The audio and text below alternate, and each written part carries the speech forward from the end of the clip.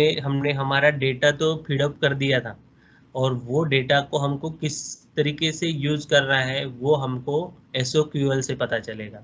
तो SOQL क्या है? सबसे पहले तो SOQL क्या है? तो SOQL is nothing but a Salesforce object query language. क्या है ये? सेल्सफोर्स ऑब्जेक्ट क्वेरी लैंग्वेज, ध्यान में रखिए, ठीक है। तो सेल्सफोर्स ऑब्जेक्ट क्वेरी लैंग्वेज में क्या होता है? तो ये होता है कि इसमें कर्ड ऑपरेशन हम परफॉर्म करते हैं। कर्ड यानी क्या? Create, delete, create, read, update, delete. Okay, ये तीनों ऑपरेशन होते हैं। तो इसके लिए तो हमने सर कुछ तो भी देखा था, क्रिएशन के लिए, डिलीशन के लिए, अपडेशन के लिए। क्या देखा था? कोई बता सकता है हमने कौन से टूल देखे थे जिसके थ्रू हम क्रिएट कर रहे थे डेटा, जिसके जिसके थ्रू हम डेटा को अपडेट कर रहे थे, डिलीट कर रहे थे? कौन कौन से टूल थे? एडमिन में देखे थे, याद करो। वर्कबेंच, हाँ, वो सारी चीजें देखी थी, ठीक है। फिर ये क्यों देख रहे हैं अभी? SOQL क्यों देख रहे हैं? SOQL is the structure query language, और जब भी हम प्रोग्रामिंग करेंगे तो उस समय पे वो सारे टूल हमें यूजफुल नहीं होंगे, हमें उसके लिए कोड लिखना पड़ेगा। तो कोड जो लिखेंगे, कोड हम SOQL में लिखेंगे। कोड किस में लिखेंगे? SOQL में लिखेंगे। तो SOQL is similar to the SQL। SOQL is similar to the SQL, ठीक है। तो SQL क्या है? Structure query language. इसके स्ट्रक्चर क्वेरी लैंग्वेज, और ये स्ट्रक्चर क्वेरी लैंग्वेज में क्या रहता है? टेबल रहते हैं। क्या रहते हैं? टेबल्स ही रहते हैं। क्या रहते हैं? टेबल्स ही रहते हैं। तो फिर सेल्सफोर्स में भी टेबल्स रहते हैं क्या? इसका आंसर यस और नो में दीजिए। सेल्सफोर्स में टेबल्स रहते हैं क्या?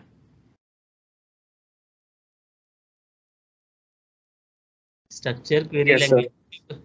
हाँ, तो टेबल टेबल में रहते हैं। हाँ, हमने देखा था, हमने ऑब्जेक्ट बोला था, और मैंने उसके साइड में भी बोला था आपको, object is nothing but a table. क्योंकि हमारा जो डेटा स्टोर हो रहा है वो टेबल में ही स्टोर हो रहा है। और बैकएंड में मैंने ये शुरुआत करते समय, प्रोग्रामिंग जैसे मैंने स्टार्ट किया था, तो बैकएंड में बोला मैंने ओरेकल को यूज करते इसके लिए, याद है? बैकेंड में ओरेकल को यूज करते हैं। तो ओरेकल में जो डेटा स्टोर हो रहा है वो हमको तो दिख रहा है ऑब्जेक्ट, जो भी हम ऑब्जेक्ट्स में क्रिएट कर रहे हैं वो ऑब्जेक्ट दिख रहा है, मगर हमारा जो एग्जैक्टली डेटा स्टोर हो रहा है वो किस फॉर्म में स्टोर हो रहा है? रोज एंड कॉलम। और रोज एंड कॉलम में अगर स्टोर हो रहा है तो वो क्या है? टेबल है। और हम यहाँ पे भी SQL में भी टेबल यूज करते हैं, और यहाँ पे भी हम टेबल ही यूज करते हैं। तो यहाँ पे हम फुल स्टॉप देते हैं और आगे बढ़ते हैं। तो अभी यहाँ पे कुछ स्टेटमेंट है, ये ये लिखने की भी तरीका है, और ये लिखने के भी लिए भी स्टेटमेंट्स दिए गए हैं कि जो हमको डेली लाइफ में यूज करने हैं, और हम यू यूज करते ही है, ठीक है। डेली लाइफ में यूज करते हैं और वो करना ही चाहिए। और यहाँ पे ध्यान में रखना, अभी आपको आपको पता है कि जैसे अगर सपोज मैं यहाँ पे स्टूडेंट नाम का स्टूडेंट लेता हूँ, स्टूडेंट नाम अगर लेता हूँ, तो मुझे अगर एडमिन से जाता हूँ तो मुझे इसका क्या बनाना पड़ेगा बताओ? स्टूडेंट का, सपोज स्टूडेंट का नेम है, कॉमा एज है, कॉमा फोन नंबर है। तो मैं एडमिन से जाता हूँ तो इसका मैं क्या बनाता हूँ बताओ? क्या बनाऊंगा? ऑब्जेक्ट। ऑब्जेक्ट बनाऊंगा ना, ऑब्जेक्ट बनाऊंगा, ठीक है। मैं ऑब्जेक्ट अगर बनाऊंगा तो मुझे पता चलेगा कि वहां पे मैंने 3 पैरामीटर पास किए। कौन से? Name, age and phone. Name, age and phone, ठीक है। तो अगर आपने ऑब्जेक्ट को अगर ध्यान से देखा होगा, ध्यान से अगर देखा होगा, तो ऑब्जेक्ट का एक API नेम क्रिएट होता है। लिखा है क्या कभी API name? API name create होता है। तो जैसे ये कौन सा ऑब्जेक्ट है अभी? स्टूडेंट नाम का। किस प्रकार के ऑब्जेक्ट में आता है ये? ऑब्जेक्ट के कितने प्रकार है? 2।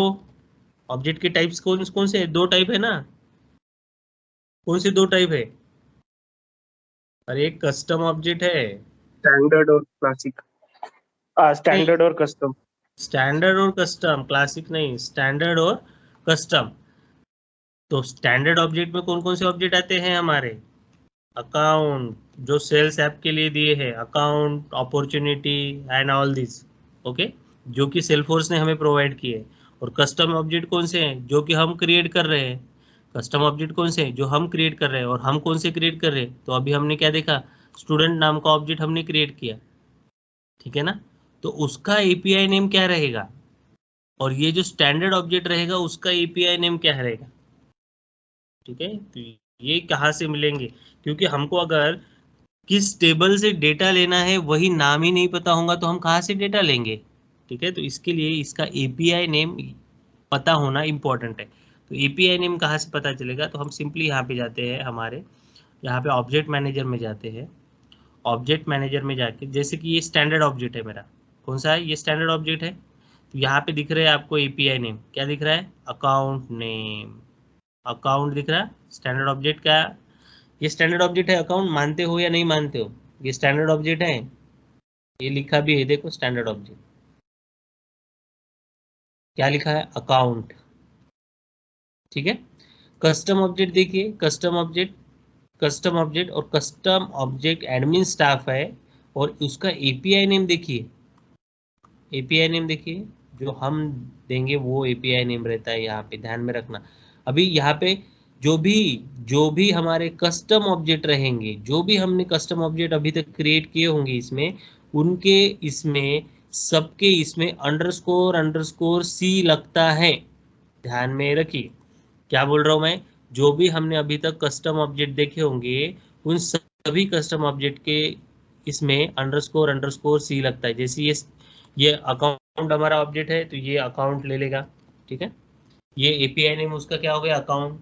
ऐसे ही मैं अगर बोल रहा हूँ कि स्टूडेंट नाम का मैंने ऑब्जेक्ट क्रिएट किया तो ये क्या करेगा, कस्टम ऑब्जेक्ट है मेरा, तो STDUD स्टूडेंट अंडरस्कोर सी, समझ में आ रहा। तो ये उसका क्या रहेगा, एपीआई नेम रहेगा, ये क्या रहेगा उसका एपीआई नेम रहेगा। ये स्टैंडर्ड ऑब्जेक्ट है इसलिए इसके लिए अंडरस्कोर सी नहीं है, मगर ये हमारा कस्टम ऑब्जेक्ट है इसके लिए हमारे अंडरस्कोर सी लगता है, ठीक है। तो चलिए अभी हम यहाँ पे जाते हैं, यहाँ पे भी आपको दिखेगा एपीआई नेम, ठीक है, एपीआई नेम। और फील्ड्स एंड रिलेशनशिप में जाते हैं तो यहाँ पे आपको उसका देखो अकाउंट लिया है और अकाउंट फील्ड नेम, ये अकाउंट फील्ड नेम कौन सी है, कस्टम फील्ड नेम है, तो यहाँ पे देखिए अंडरस्कोर सी आया। नेम स्टैंडर्ड फील्ड है, name account number standard field है। ये कुछ स्टैंडर्ड फील्ड रहती है और कुछ कस्टमाइज फील्ड रहती है हर एक ऑब्जेक्ट में भी, यानी ऑब्जेक्ट में भी देखिए active underscore C, company ID underscore C, ये कस्टमाइज है, ध्यान में रखिएगा। Parent ID, ownership, standard. कुछ ऑब्जेक्ट ये जो है ना, ये फील्ड्स एंड रिलेशनशिप में जाना और वहाँ पे चेक करना। वैसे ही अभी हम बैक जाते हैं ऑब्जेक्ट मैनेजर के पास और हमने जो एडमिन स्टाफ क्रिएट किया था उसका चेक करते हैं। एडमिन स्टाफ अंडरस्कोर सी, ये क्या है हमारा एपीआई नेम। और अभी हम यहाँ पे फील्ड्स एंड रिलेशनशिप में जाते हैं और यहाँ पे चेक करते हैं हमारे, देखो यहाँ पे नेम जो है, नेम को अंडरस्कोर सी नहीं है, क्रिएटेड बाय को अंडरस्कोर सी नहीं है, और डिफॉल्ट ओनर आईडी को भी अंडरस्कोर सी नहीं है। तो जब भी हम ऑब्जेक्ट क्रिएट करते हैं तो बाय डिफॉल्ट 4 फील्ड क्रिएट होती है, 4 फील्ड क्रिएट होती है। कौन कौन सी, owner ID, name, owner ID, name, और उसके बाद क्या क्रिएट होता है, owner ID, name, created by and last modified by. Owner ID, ये 4 फील्ड क्रिएट होती है। ये क्वेश्चन पूछा गया था श्वेता मैडम को, आंसर नहीं आया था। कौन सी 4 फील्ड क्रिएट होती है, ऑटोमेटिकली जब भी ऑब्जेक्ट क्रिएट होते हैं तो ये 4 फील्ड क्रिएट होती है। कौन सी, नेम, ये बताया था मैंने भी, created by ID, last modified bye ID और ओनर आईडी, ये 4 फील्ड बाय डिफॉल्ट क्रिएट होती है, सिस्टम क्रिएट करती है, ठीक है। उसके बाद जो फील्ड्स है वो हमने क्रिएट किए हैं।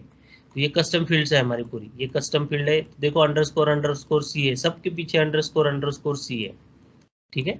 जो भी हम क्रिएट कर रहे हैं उसके लिए अंडरस्कोर सी, और जो सिस्टम दे रही है उसके लिए कुछ भी नहीं, ध्यान में रखना। तो इसका मतलब क्या हुआ, एवरी ऑब्जेक्ट, हर ऑब्जेक्ट को स्टैंडर्ड फील्ड रहती है 4, कौन कौन सी, name, created by, last modified by and owner ID, ये 4 स्टैंडर्ड फील्ड हर ऑब्जेक्ट को रहेंगी। और बाकी जो फील्ड्स आप ऐड करते हो that all are the custom fields, तो कस्टम ऑब्जेक्ट में कस्टम फील्ड क्या है, अंडरस्कोर सी से। कस्टम ऑब्जेक्ट में स्टैंडर्ड फील्ड क्या है, तो ये 4 फील्ड्स है, ध्यान में रखना, ठीक है। उसी तरीके से स्टैंडर्ड ऑब्जेक्ट में भी 4 फील्ड्स क्रिएट होती है, जैसे कि name, owner ID, created by, last modified bye, ये सभी फील्ड्स यहाँ पे भी क्रिएट हो चुके हैं and all these are standard field, and इस पर्टिकुलर केस में there are so many standard field because this object is a standard object. In our case, our object is a custom object, so whatever field that we are creating for that object, that all are custom fields. Got it? तो चलिए अभी हम थोड़ा सा simple example